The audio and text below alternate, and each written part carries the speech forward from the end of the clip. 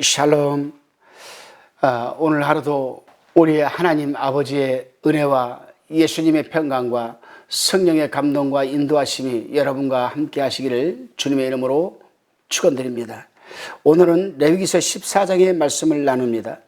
레위기서 14장은 13장과 연결되어 문둥병이 나왔을 때의 정결 예식과 집에 생긴 악성 곰팡이와 관련된 말씀입니다. 13장에서 잘 살펴본 대로 본문에서 언급되고 있는 문둥병은 넓은 의미에서의 악성 피부병입니다. 오늘 본문은 악성 피부병이 나았을 때의 정결 예식의 절차와 방법에 대한 말씀입니다. 그런데 저는 이 문둥병에 대한 말씀을 묵상하면서 한 가지 이상한 생각이 계속 들었습니다. 요한복음의 말씀처럼 하나님의 말씀을 두기에는 이 세상이라도 부족할 판에 하나님은 왜 이 악성 피부병과 관련해 적지 않은 몇 장의 분량을 할애하고 계시는가입니다. 그렇다면 여기에는 분명 하나님께서 중요하게 다루고 있고 또 다른 생각이 계실 것입니다. 과연 그것이 무엇일까요? 첫 번째는 지금으로부터 몇천 년 전에는 환경적으로 악성 피부병이 많았을 것이라는 생각입니다. 마치 우리나라도 지금부터 50년, 60년 전에는 악성 피부병이 많이 있었고 또한 청계천 다리 밑에 문둥병 환자들이 있었던 것처럼 말입니다. 한마디로 하나님께서는 여간에서는 고칠 수 없는 인간의 죄를 문둥병으로 상징화해서 당시 이스라엘 전체의 문제로 보았다라는 이 부분입니다. 두 번째로 인간의 죄의 문제는 어느 한 지역이나 민족이나 나라의 문제가 아닙니다. 죄의 문제는 전 인류가 안고 있는 문제이며 인간 역사의 문제이기도 합니다. 동서양을 막론하고 피부색의 차이를 떠나 역사와 인류가 안고 있는 현실적인 문제이기도 합니다. 그리고 이 죄의 문제가 반드시 해결되어야 하는 것입니다. 왜냐하면 죄의 문제를 해결하지 않고서는 영원한 천국에 들어갈 수도 없지만 영생을 소유할 수도 없기 때문입니다. 그러므로 죄 문제 해결은 인간의 근본적이며 최우선적이며 본질적인 문제라 할 수 있습니다. 두 번째로 하나님은 왜 많은 병들 중에 유독 문둥병을 악성 피부병으로 말씀하시는가입니다. 참고로 새 번역과 공동 번역에서는 이 문둥병을 악성 피부병으로 번역하고 있습니다. 분명 모세 당시에도 여러 가지 질병이 있었을 것입니다. 그럼에도 왜 하필 악성 피부병인가입니다. 다른 질병은 조금 덜 나쁘고 악성 피부병만 나쁜 질병이라서 그런 것입니까? 그것은 결코 아닙니다. 그 이유는 악성 피부병은 강한 전염성을 갖고 있기 때문에 그렇습니다. 악성 피부병은 강한 전염성이 있다. 그러기에 13장에서 잘 살펴보았듯이 악성 피부병에 걸린 사람들은 격리시켰던 이유가 바로 여기에 있었던 것입니다. 그렇습니다. 죄의 무서운 속성 중 하나는 바로 전염성입니다. 죄는 전염됩니다. 죄는 일회성으로 그치거나 개인적으로만 국한되지 않습니다. 인류의 첫사람 아담의 죄가 온 인류에게 유전되고 전염되었듯이 죄 또한 그렇습니다. 그러기에 죄된 인간은 끊임없이 죄를 전염시킵니다. 선함보다 악한 것을 전염시키고 긍정적인 것보다는 부정적인 것을 전염시키고 살리는 것보다는 죽이는 것을 전염시킵니다. 한번 보세요. 담배값에 끔찍한 금연 광고를 하면서도 담배 판매를 통해 엄청난 수익을 내며 흡연을 전염시키고 금주 광고를 하면서도 술 판매로 엄청난 이익을 남기며 음주를 전염시킵니다. 마음을 자극하며 전염시킵니다. 결국은 인생과 가정을 파괴시킵니다. 참으로 악에 쉽게 동화되는 것이 바로 사람입니다. 그러므로 전염성을 끊어야 합니다. 적당히 타협하는 것이 아니라 완전히 끊어야 합니다. 그런데 전염성이 강한 죄성을 끊어야 하는데 그렇게 쉽지가 않습니다. 그 강한 죄성을 끊을 수 있는 유일한 방법이 있을까요? 이 세상에는 그 어떤 것으로도 그 강한 죄의 전염성을 절대로 끊을 수 없습니다. 우리나라에도 수십 개의 교도소 교정시설이 있습니다. 죄를 지은 사람들 거기다 가둬둡니다. 끊어집니까? 아니에요. 거기 갔다 나온 사람들은 더 악한 삶을 삽니다. 성폭력범 자에게 전자팔찌를 채웠는데 갔다 나와서 전자팔찌를 타고 전자팔찌를 차고 또 성범죄를 저지릅니다. 결국에는 이 나라의 법도 죄를 끊어내지 못합니다. 그런데요, 성경은 그 법을, 죄의 법을 끊어낼 수 있는 유일한 only way가 있다고 합니다. 그게 바로 뭡니까? 바로 예수 그리스도입니다. 예수 그리스도의 십자가, 오직 예수 그리스도의 십자가에서만 인간의 죄의 사슬은 끊어집니다.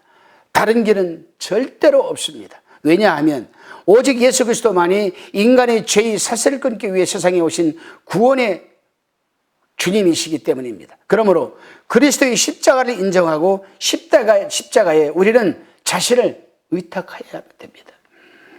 그리스도의 십자가에서만 인간의 죄의 사슬은 완전하게 끊어집니다. 그리스도의 십자가의 비밀이며 능력이며 은혜이며 바로 약속이기도 합니다. 세 번째로 악성 피부병은 결코 저절로 낫지 않는다는 사실입니다.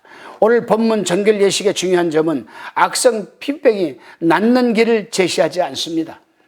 오늘 말씀은 악성 피부병을 어떻게 치료하라는 처방전도 아닙니다. 악성 피부병이 나았을 때 그 사실을 확증하고 선포하는 절차만 기록되어 있습니다. 왜 그렇습니까? 하여튼 이 피부병은 오늘날로 영적으로 죄와 동일선상에 있다는 것입니다. 죄의 치료는 오직 하나님의 은혜로만 되는 거 아니겠습니까? 이 세상에서 누가 우리가 지은 죄를 사함 주시겠습니까? 이 세상에서 누가 우리의 허물을 가려줄 수 있겠습니까?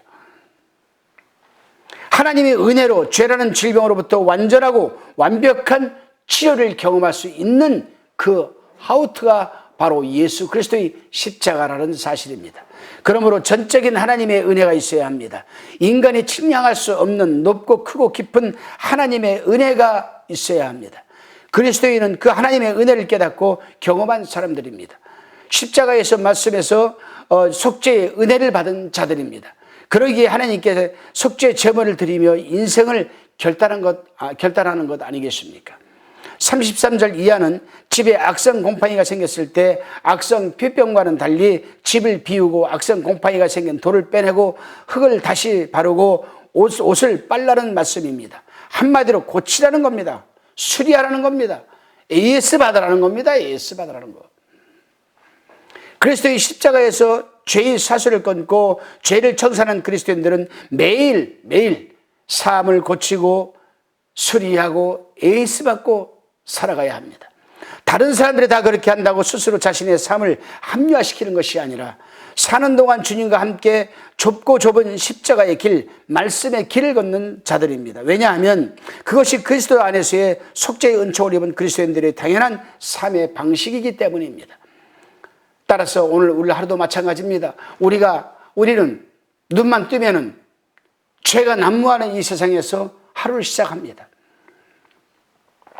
하루를 마치고 나면은 눈으로, 입으로, 손으로, 발로, 생각으로, 마음으로 지은 죄가 얼마나 될까요? 얼마나 될까요? 그리고 상처받고 터지고 찢어지는 것도 또 얼마나 될까요? 수리받을 수 있을까요? 고칠 수 있을까요? AS 받을 수 있을까요? 이 세상 것으로는 아무것도 없습니다. 사랑하는 동역자 그리고 성도 여러분, 오늘 하루를 우리가 그렇게 또 살아냈다 칩시다. 아니 어제도 그렇게 살아냈다 칩시다. 지금 이 순간 하루를 시작하는 이 시간 여러분 AS를 받으시기 바랍니다. 고침을 받으시기 바랍니다. 수리를 받으시기를 바랍니다. 비용 공짜입니다. 무료입니다. 공짜 좋아하는 사람들은 빨리 AS 받으시기 바랍니다. 그리고 하루를 시작하시기를 바랍니다. 기도하시겠습니다. 주님, 오늘도 그리스도의 십자가에서 죄의 사슬을 끊고 죄를 청산하고 속죄의 은총을 입은 자로 주님과 함께 좁고 좁은 십자가의 길, 말씀의 이 길을 가는 하루를 살아내게 하여 주옵소서. 예수 그리스도의 이름으로 감사하며 기도드리옵나이다. 아멘.